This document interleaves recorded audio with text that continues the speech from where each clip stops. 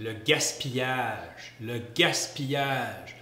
À toutes les fois que le gouvernement libéral nous demande « Oui, mais la CAQ, comment vous allez financer les mesures? » En éliminant le gaspillage. Le taux de chômage qui est tombé à 6 %, qui est du jamais vu depuis que l'on calcule le taux de chômage, donc 6 % depuis 41 ans, c'est une première.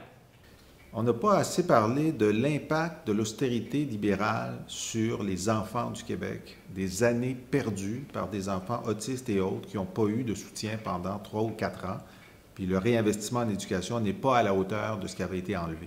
L'environnement, on en parle toujours, je dirais de façon spécifique, la lutte au changement climatique, on s'en va dans le mur et on n'en a pas parlé à la hauteur de l'urgence. La Constitution, je ne comprends pas, il n'y a aucun appétit pour le débat constitutionnel au Québec.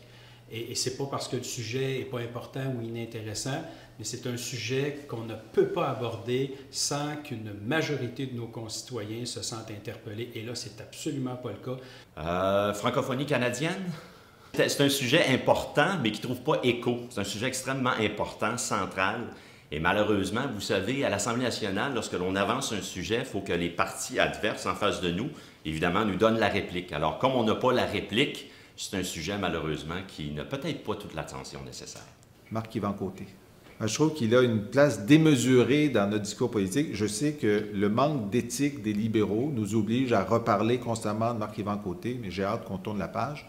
Il va falloir que ce soit l'élection qui nous la fasse tourner. C'est le fait que les libéraux sont imbattables, que leurs sièges sont acquis. Moi, je pense que c'est pas ça, puis 2018 va le démontrer.